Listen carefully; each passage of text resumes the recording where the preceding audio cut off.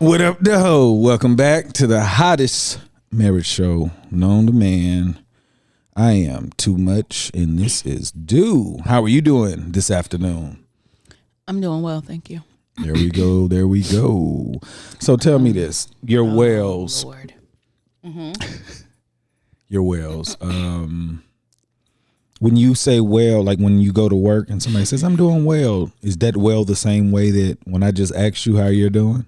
Yeah, well just means that there's no outstanding stress. It's everything's chill. All is well. So you want people to believe that is your entire mood, like you're well. So like throughout the day, if you're doing well, just as long as you're not stressed, that's your well. Does it get better? Like what kind of levels of your well? Like I don't know. I guess I can have a great day. If things are popping off, then I'll be like, oh, everything is exciting or there's a lot going on. Yeah. But generally, I want to operate at that level. I want to be able to say I'm doing well. I feel no immediate stress. I feel like things are going well with my family. I'm not stressed financially. There's nothing that's plaguing me on my mind right now. Except, I've been having some weird dreams lately. And last night, I got robbed. But no, it wasn't last night. The night before I got robbed. Last night, I had a project with a coworker that I never have to work with. I like her though. But it was high stress. So I guess in my dreams, things are high stress right now. But so are awake, you, I'm good. I think you just be lying to the people. Like, I guess I'm not going to sit there and one thing I don't like to do is fret over things excessively. Like, there are some things I fret over, like, making sure my kids are good with whatever they need or whatever. But for the most part, I don't like to sit there and fret over things. I like either there's something I can do and I do it to fix it, or there's nothing I can do and it needs to go in that little box of there's nothing you can do about it, so move on. Like, I need to reduce my risk of a heart attack or a stroke. That's how I work through my life. I'm trying to just reduce all stress as much as possible. So what does stress look like for you now? Like, what is something that gives you stress that that you can't control? Well, I stress a little bit over Dallas. Dallas is a unique soul, and he was, the last time he was actually in school, he was in the 5th grade, and he was in a classroom, and he had his little friends or whatever, and then we went into the pandemic. When he came back to school, he was in middle school, and he had all these different classes, and so it's hard. Your ability to bond and find your friend group is a little bit more difficult because you only get a few minutes of free time throughout your class period that's not like focused on, work, to kind of get to know kids and stuff. And so he's more like me. I made friends in middle school, but when I got to high school, I really shut down a lot and became more closed off. And so I understand what it's like to, I don't think so. not have a crew. No, I don't think so. I had a crew. Yeah, like that's not fair. But I'm saying I didn't actively seek out friendships, and I wasn't really outgoing. You already had them. You don't like have to actively seek out anybody. Right. So what I'm saying to you right now is is that this is the social time. This is the time where you start to, step outside of the influences of your household and your family, and you start to pay more attention to the influences of your peer groups to see what are people like me thinking? What do they like? What are they doing? How do I fit? And it's natural. It's a natural part of adolescent development. And for average people, I think. Okay. No, I'm just saying, because he's not average. He's not. But listen, He's not, but he is amongst a lot of kids who are moving through those cycles and they're meeting those goals. And so because of his level of interest or his interests, it's just harder for him to find that click. You know what I'm saying? So oh yeah, I worry about him. I worry about Day all the time because when she's at school, like Day has a really strong moral compass. So people aren't just going to convince her to do a lot of things. However, she's in a school full of all these different kids who are exposed to a million different things. And I want to make, I don't fear for what choices she'll make, but I'm just curious as to how much she's being stretched as far as getting exposed to things this year. Because she doesn't really talk about it. She was like, oh, my friend or this person said something that was funny, and then she moves on. But that's who she is. So, I kind of, in the back of my mind, she's like a yellow light. And, but Darius, I worry about him because he's one of those people that everybody is his friend and they don't fit. The way I define friends is different than he has a very loose definition. Yeah. And so then everybody is his friend and everybody is entitled to having a level of access to him. And he feels like there's instant loyalty and there isn't. And so, I got one who hasn't gotten his click yet. I got another one. She has what seems to be her click. And then I have another one who's making everybody his click. You're not like, it's crazy. So I stress about kids. Yeah, see, I didn't. So I guess I don't stress that way because I think I'm constantly trying to think of ways to engage them in reducing those areas you're worried about. And what I was just thinking about is that it's like almost like teaching. You need to like come up with you can't teach all your kids the same lesson plan. Mm-hmm, mm-hmm. You know what I'm saying? So it's like one thing is not good for all the kids. Mm-hmm. And I'm realizing that, like I told you before, I was like, I wanted you to establish a relationship separately, just like us also, because I think if you establish a separate relationship, at least you get to know a person outside of somebody else. So therefore, you're not raising the kids the same way. You know what I'm saying? Like you recognize certain traits that Dallas have and certain things. Like so you adjust accordingly. Right. And versus before a lot of people, everybody got the same rules and this mm-hmm. and this that and just the iron fist type thing. Yeah, that's what I'm used to. Yeah, so well, that's just my stress. Yeah, I know. I was just thinking like I get it now, and I'm gonna try to reduce that starting today too, because I was thinking about something that I could do to, I guess, to reduce maybe the possible anxiety that Dallas is having at school because he doesn't have the friendships that he would think he should have at this age. And what's crazy though is he doesn't really outwardly seem like he's stressed about it because he's so used to kind of just doing his own thing.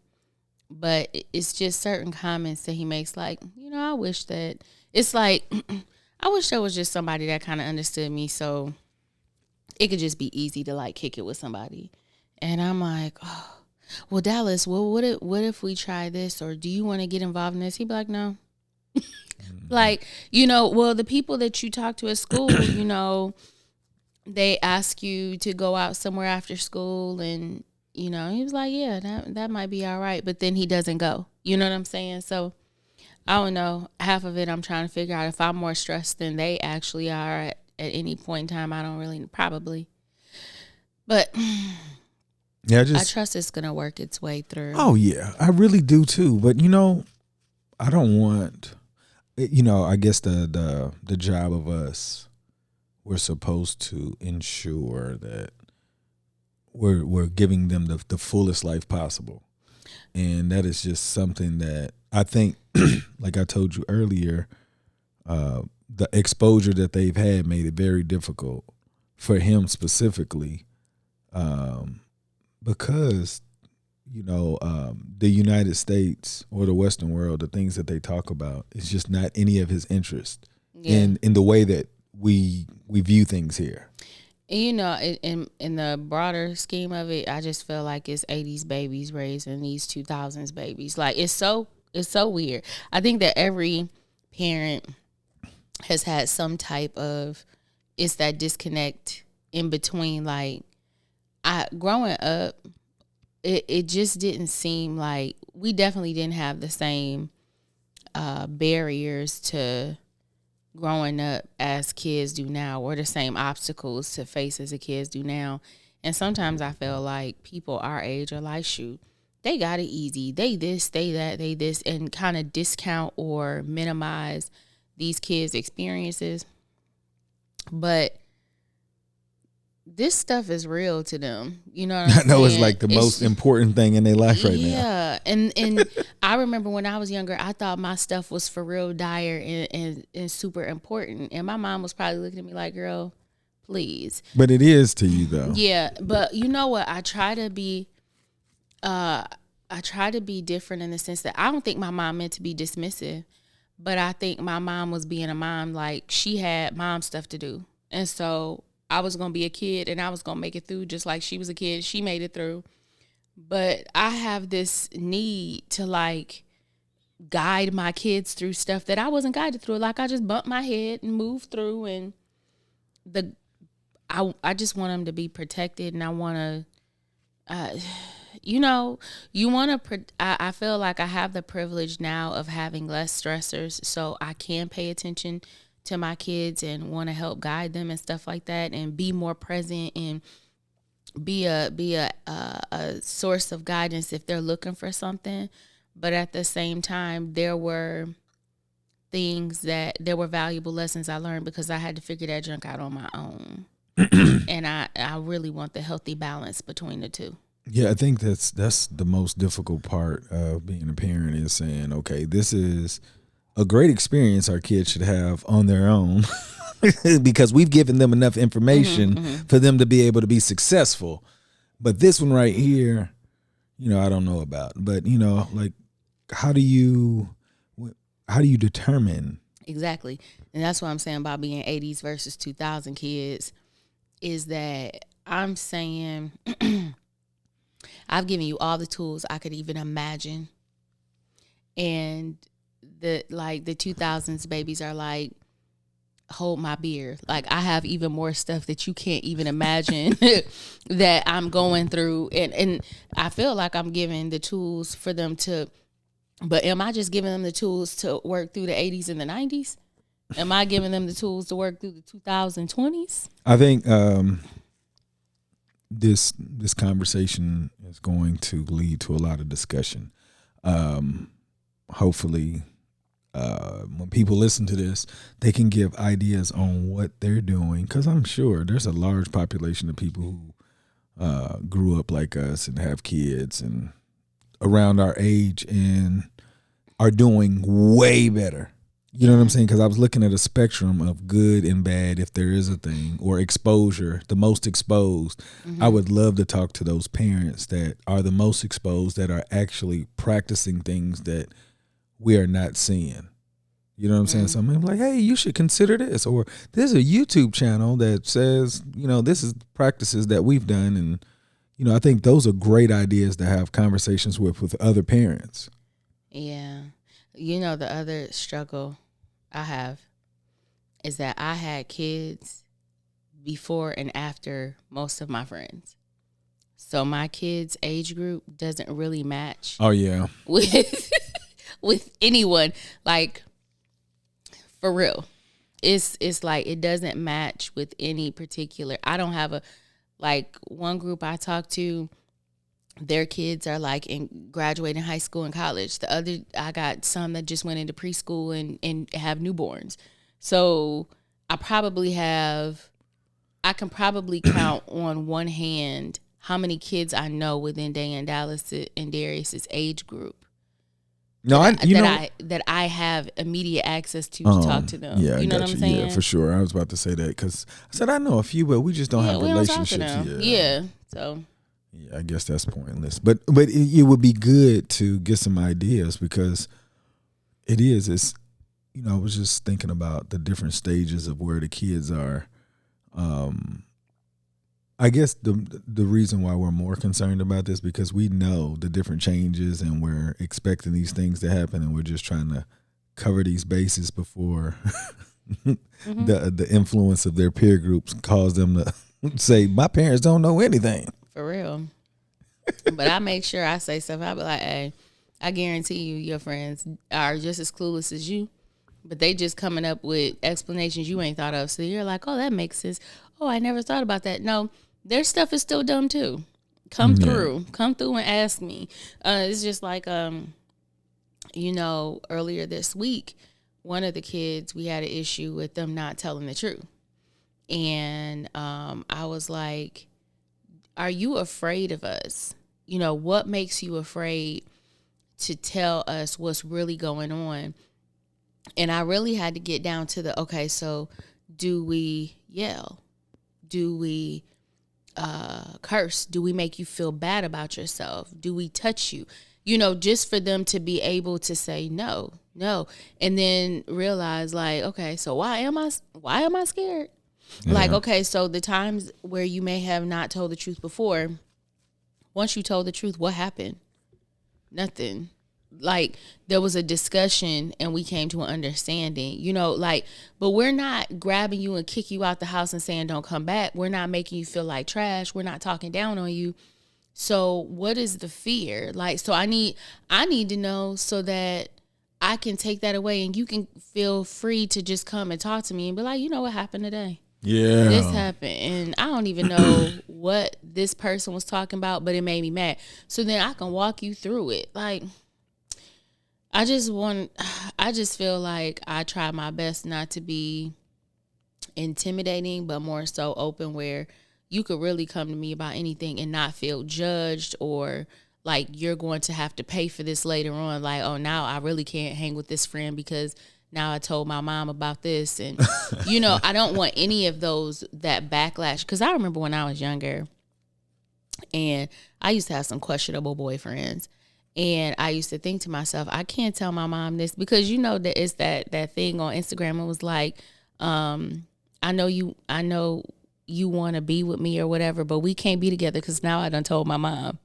And like, that's once crazy. Your mom don't like you, it's like we ain't ever gonna make it because now she gonna forever look at you like whatever. And so I don't ever want them to feel like it's gonna be that kind of thing. I want them to just feel like I'm a soundboard and then somebody who can give them some well thought out, well rounded advice. Like, I'm not gonna tell you don't do this because, and the parents to be like, because I said.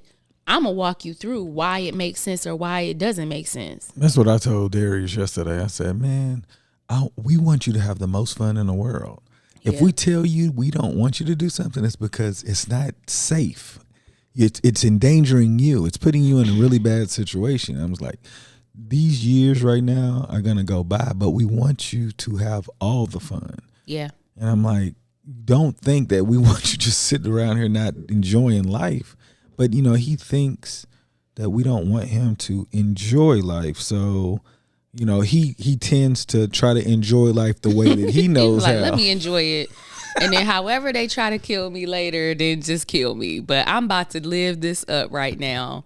Yeah. Yeah. Well, I don't know. It's a constant work in progress just to, and it's not that the kids don't make me feel like they couldn't. Like, they is definitely coming to talk to me about stuff that I was like, okay, Kanika, take a deep breath and let's get this going. She talked about a guy yesterday to me. Ooh. And she said, we haven't had one of those conversations in a long time. And I'm thinking in my head, like, we've only had one other one. And you weren't happy. So, I was just like, yeah, we haven't. And, it was nothing. It was the most simple. It's something that you would want your daughter to say if she was talking about something. Yeah. Like, I hope it can't escalate fast, just because I heard the way that she was talking. Mm-hmm. And it doesn't seem like the guy is any faster than she is anyway. So it's like, I'm comfortable with these guys not even really speaking to each other other than hi. Yeah, because that's where they are. Yeah, I know. She was like, I don't know. Like, do I say hi or? Like, I was like, are you guys friends? She was like, yeah, but I'm like, okay. So I'm cool, but I'm getting to the point where she feels comfortable with talking to me. So it makes me feel good because I don't think she's going to do what you did. Oh, no. Oh, Day is definitely not her mother's child when it comes to that type of stuff. And that was purposefully orchestrated by yours truly. I was like, oh, no, I can't have.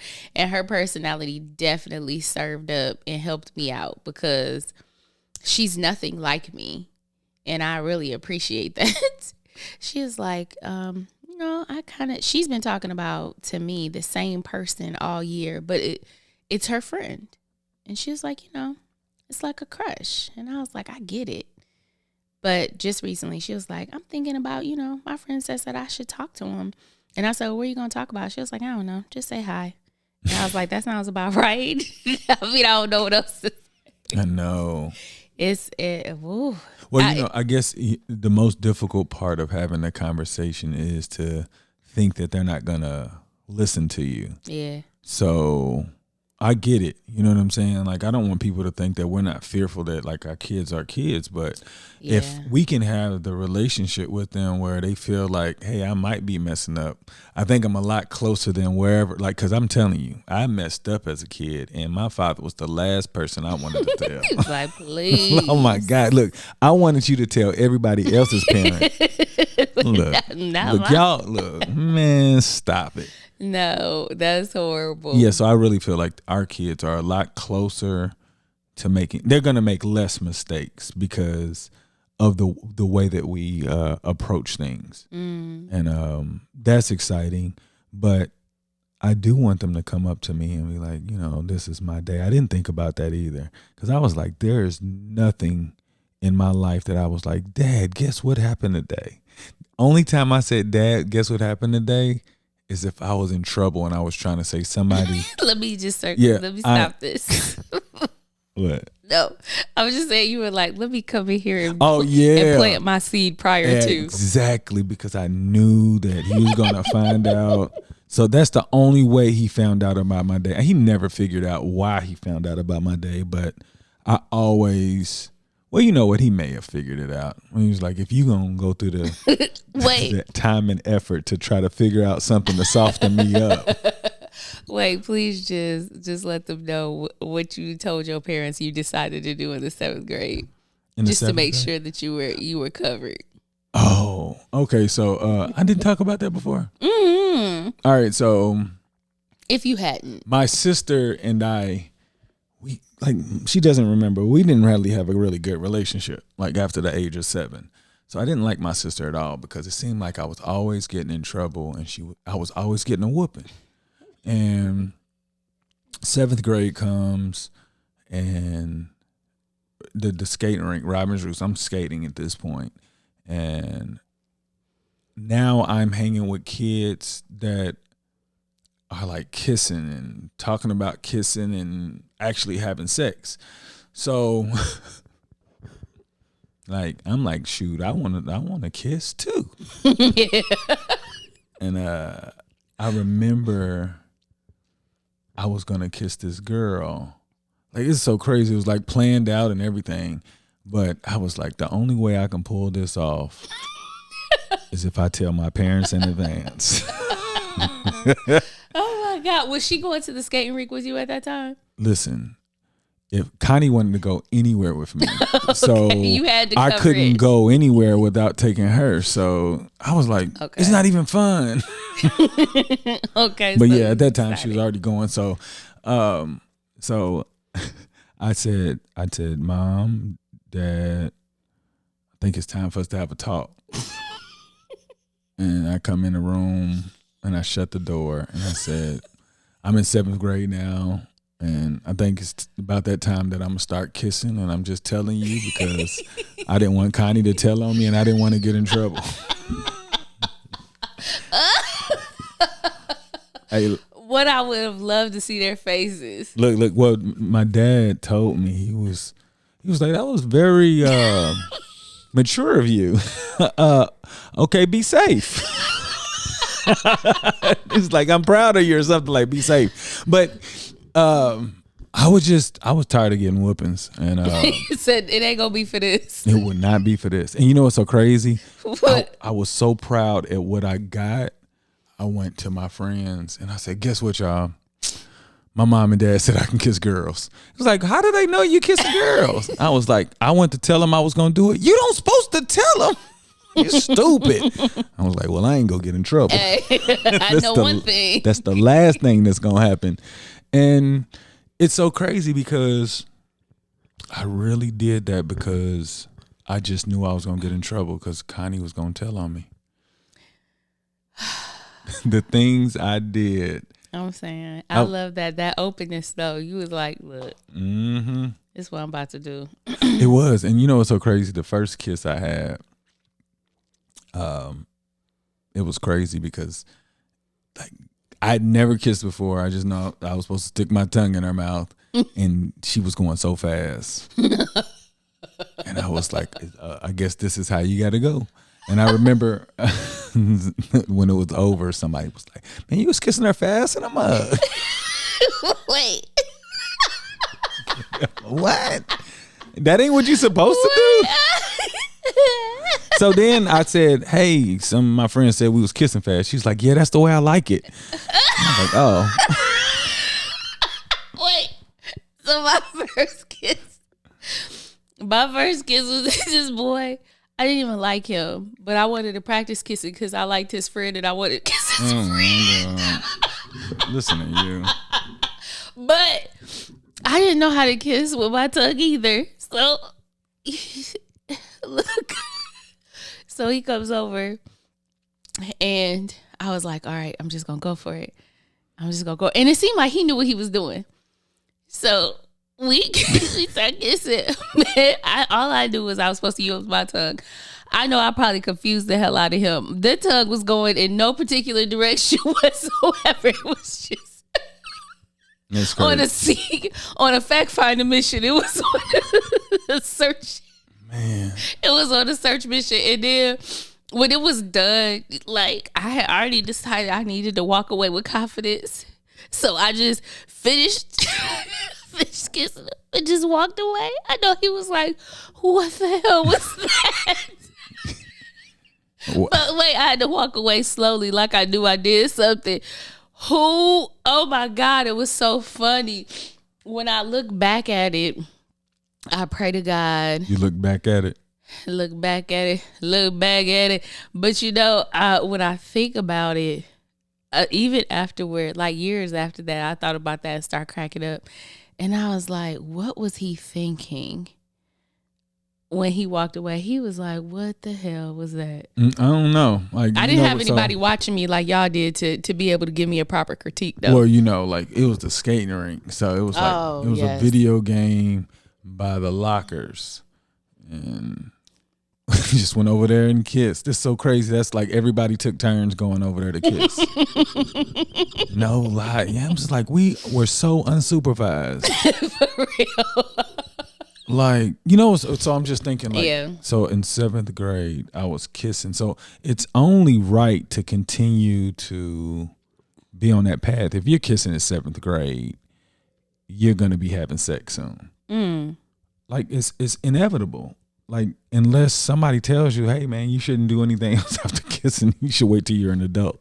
Kissing is the gateway intimacy. No, I'm just saying, like if you're kissing at 7th grade, then sex and all of that must be regular. Or it's gonna be regular. Because I'm looking like, so I had sex in 9th grade and I did it for real just to stop lying, and I didn't have sex again for another year. And so I had sex maybe twice from when I first had sex until like maybe the summer of before my junior year. And then it was like, oh man, I was horrible. And I was just thinking like how my life could have been just totally different because of no supervision. I understand. No, I don't want to understand. I'm blessed. I'm thankful. Thank God for whoever was watching me, because life would have been hard. Well, so check this out. Let's do this. Do you think if you would have had a kid as a teenager that you would have been successful? Looking back at who you were, if you had a kid, do you think that you would have been able to get it together with the help that you had around you? Yeah, I think that I would have reached a certain level of success. It would have been delayed. My mom was there, but I don't think my mom would have been the one to be like, some people's parents, they kind of take the child on as their child and continue to guide you, but they're really taking a heavy hand in rearing your child while you're. No, my mom would not have. I don't see her like that. I think my mom would really guide me in being a mother. She'd be like, you can still do school. You can still, just like you would if you have to work. But I don't think that I would have reached where, I don't think I would have, my path would have been set the way that it was. Like college would have been delayed. Oh yeah, Grad yeah, I school, know. I probably would have made different decisions. I would have probably made more decisions that gave me, like in undergrad, I had what I don't want to call it a non-terminal. It was a degree that required that I go to grad school. Like it wasn't something that when I came out, I could start my career with it. Yeah. And so I think that I would have been mindful of that in choosing my degree program. Then my trajectory would have been different. My career would have been different. But I do feel like I would have been self-sufficient and covering the things I needed to, and still raising my kids with the mind frame I have now. It just would have taken longer. You would have had a 20-something-year-old. Oh my God, yeah. And, okay, yeah. If I had a kid in high school, oh yeah, I definitely would have. A 20-something-year-old. Yeah, that's what I said. So I was thinking about me. If I would have got somebody pregnant, I would have. In my head, I would have thought I would have done the best I could have done. Like, but I think I would have ended up being comparable deadbeat, because I wouldn't have known what it was like. So if I would have got somebody pregnant in high school, I probably wouldn't have went to Michigan my senior year. I probably would have went to like University of Louisville, University of Kentucky. It's all right. I don't know. I just don't think that. I don't think I would have been a good man. I don't think I would have been able to figure it out. I can't say that I would have been able to figure it out, because when I figured it out, when you got pregnant, I was way older. Yeah. And I didn't even figure it out then. I just knew that I was capable of being more responsible than I was. So being a teenager, or even remember when I said I thought I got somebody pregnant? Like I was like 21.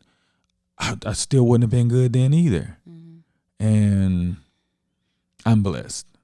Yeah, and I know people that I've gone to school with, and they had kids in their teens, and then they turned around and they're having they're having children again now.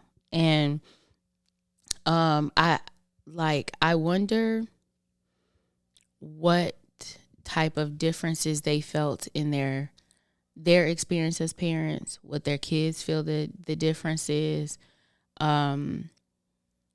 Do they feel like there's and there's one particular person that comes to mind, and I love seeing her update her life, because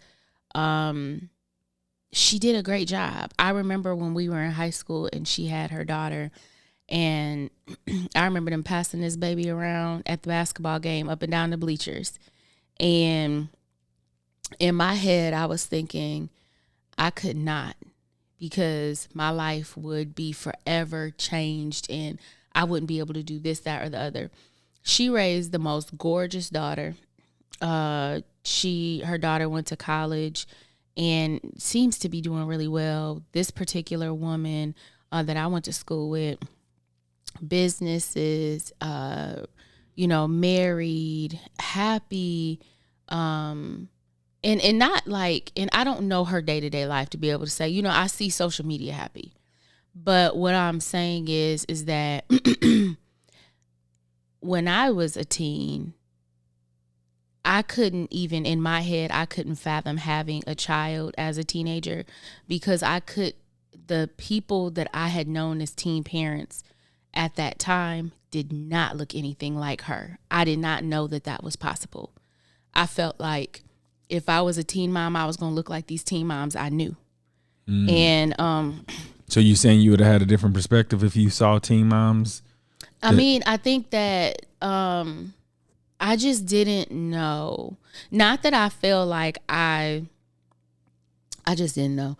I didn't know. To me, teen mothers, it looked a certain way, and it was completely dead end for me. And it might have been great for the kids that came from that, but the woman herself, her life stopped. And so it had to for her to have a successful. Yeah. But to see this particular person that I went to school with, I just love seeing her move. I can imagine. It sounds exciting and inspirational, but it sounds very difficult. Yeah, and you can never know how somebody struggled to get to where they did, but it looks like she did it with grace. No doubt. It's not to say, hey, everybody, it's okay to have kids when you're teens, because look at such and such. You know what I'm saying? But I'm just saying, she definitely, the grace and beauty in which her daughter presents herself also makes me feel like,